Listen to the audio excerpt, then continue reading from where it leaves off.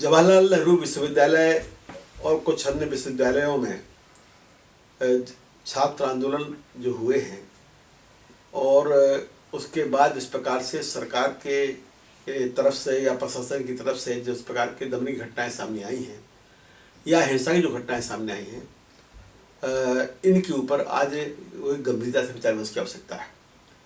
सबसे पहले तो मैं हिंसा के सवाल को लेकर कहना चाहता हूँ कि हिंसा किसी पक्ष की ओर से की जाए बहुत गलत है। जवाहरलाल नेहरू विश्वविद्यालय ये एक प्रतिष्ठित विश्वविद्यालय रहा है और है।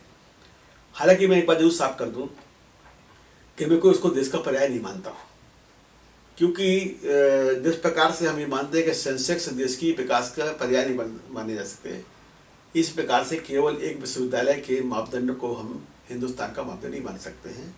इस देश में लाखों शिक्षण संस्थाएं हैं, करोड़ विद्यार्थी हैं और उनके बारे में सोचना पड़ेगा। बहरहाल दूसरी जो बात है कि वहाँ की परंपरा ये रही है कि वहाँ के लोग आंदोलन करते रहे हैं।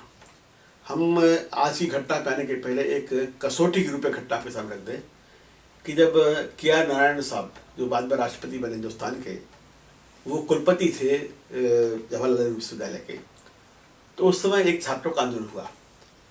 नारायण साहब जो थे वो इंदिरा जी के बहुत नज़दीक थे, इंदिरा गांधी प्रधानमंत्री थी और नारायण साहब डायबिटीज के बीमार भी थे।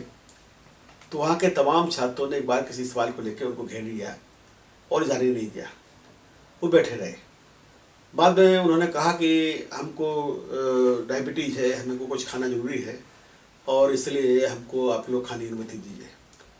इसी बीच में 3 बार प्रधानमंत्री कार्यालय से, प्रधानमंत्री के घर से उनके पास फ़ोन आया कि आप कहें तो पुलिस भेजते हैं, पर उन्होंने इनकार किया प्रधानमंत्री के कार्यालय के लिए कि नहीं, पुलिस की आवश्यकता नहीं है, ये छात्रों के हमारे बीच का मामला है, हम लोग खुद इसको हल करेंगे और अगर हमारे छात्र हमको पीड़ा देंगे तो हम पीड़ा भी सह के उनके मन को बदलने का प्रयास करेंगे। जब काफ़ी विलम्ब हो गया, उनके लिए शक्कर के चलते तकलीफ हुई, उन्होंने इच्छा व्यक्त की छात्रों से कि भाई हमको कुछ खाने की आवश्यकता है।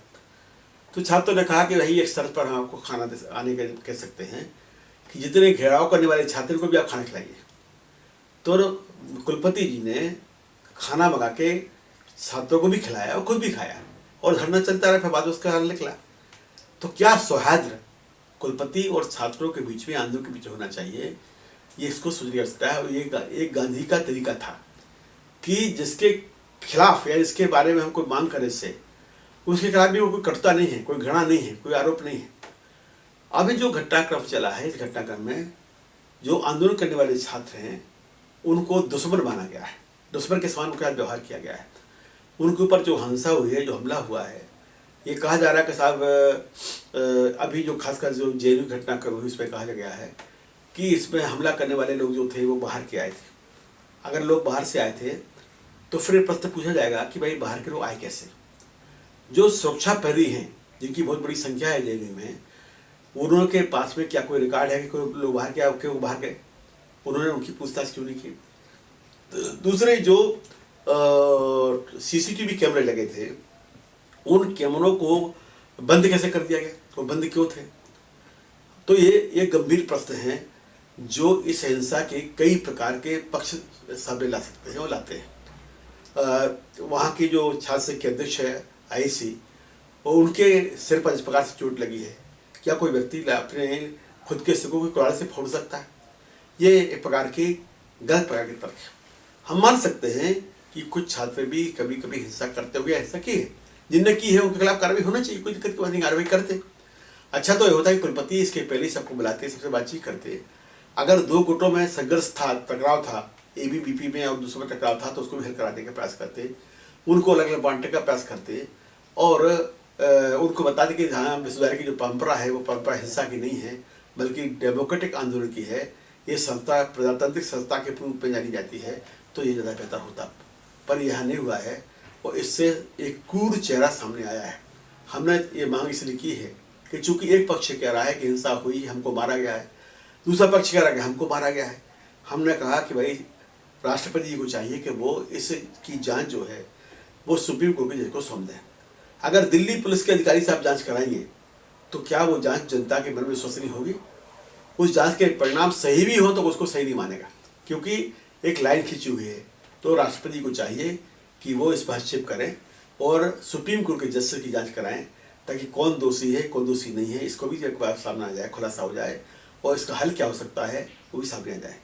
दूसरी बात मैं जो कहना चाहता हूँ ये है कि JNU के छात्रों की जो मांग थी, वो मांग उनकी अपने हॉस्टल के फीस को बढ़ाने के खिलाफ थी या उसका पैसा बढ़ाने के खिलाफ थी।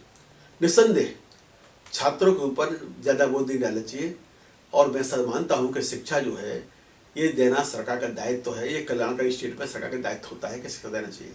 हमारे नेता थे डॉक्टर राम मनोहर लोहिया, वो दो बातें कहते थे। लोहिया जी कहते थे कि राष्ट्रपति हो या चपरासी की संतान, सबकी शिक्षा एक समान। तो वो JNU जैसे संस्थान जो विशेष शिक्षा देने वाले वो भी नहीं चाहते थे, परंतु सबको समान शिक्षा मिले ये वो चाहते थे, यानी जिसमें जो योग्यता हो उसको शिक्षा मिले। एक दूसरा वो ये भी चाहते थे कि सारी जो शिक्षा है ये शिक्षा सरकार दे, इसका सारी व्यवस्था का खर्चा सरकार उठाए, और शिक्षा सरकारी होना चाहिए। हम लोगों का जो राजनीतिक जीवन में आना शुरू हुआ है वो छात्र आंदोलन से हुआ है, परंतु हम लोगों ने कभी सेक्टरियल सवाल को क्या आंदोलन नहीं किए। हम तो JNU के छात्रों से कहना चाहते हैं, जामिया के छात्रों से कहना चाहते हैं, ANU के छात्रों से कहना चाहते हैं, BHU के छात्रों से कहना चाहते हैं कि आप लोग आइए, बैठ के हम लोग एजेंडा तय करें। अब एक सवाल मैं पूछना चाहता हूँ कि आंदोलन इस बात को लेकर क्यों नहीं होना चाहिए, छात्र आंदोलन, कि कोई भी सरकार आ जाए उस सरकार को शिक्षा का सारा दायित्व उठाना पड़ेगा, और जो शिक्षा का निजीकरण हो रहा है इसको खत्म किया जाएगा। नंबर एक बात। नंबर दो, अभी एक नई योजना तैयार की भारत सरकार ने, इसका नाम है हेप्टा। इस योजना का सबसे बड़ा जो पक्ष है वो समझने की आवश्यकता है। इसमें उन्होंने कहा है कि उच्च शिक्षा का जो खर्च है ये खर्च उन शिक्षण संस्थाओं को ही वहन करना है, और उसमें कहा गया है कि अब जो काम होंगे, शिक्षा के काम होंगे, निर्माण के कार्य होंगे, दूसरे काम होंगे, इनके लिए उनको सरकार के माध्यम से बैंकों से ऋण दिया जाएगा। पहले चरण में 10% की राशि का ऋण दिया जाएगा, फिर बढ़ाया जाएगा। यानी अब जो विश्वविद्यालय होंगे वो बैंकों के कर्जदार होंगे। विकास के नाम पर, शिक्षा के नाम पर जो पैसा खर्च होगा वो कर्ज लेके किया जाएगा, और फिर वो कर्ज विश्वविद्यालय चुकाएंगे। तो आखिर इसका तर्क पर क्या होगा? क्या विश्वविद्यालय में पढ़ने वाले जो छात्र हैं वो इतने उत्पादन काम वहाँ कर सकते हैं कि उनका खर्च वहाँ से निकल जाए? क्या ये संभव है? यह व्यवहारिक है? और कुल मिलाकर के इसका जो उद्देश्य वो यही है कि इन सब शिक्षा का पूरा निजीकरण करने का है। अब सरकार उच्च शिक्षा के शिक्षण संस्थानों को पूर्णतः निजीकरण करने की तैयारी में है। वो केंद्रीय विश्वविद्यालयों को भी निजीकरण करने की तैयारी है, उससे बचना चाहती है। ये जो एक वैश्विक पूंजीवाद का ब्लूप्रिंट है उसके ऊपर सरकार चल रही है।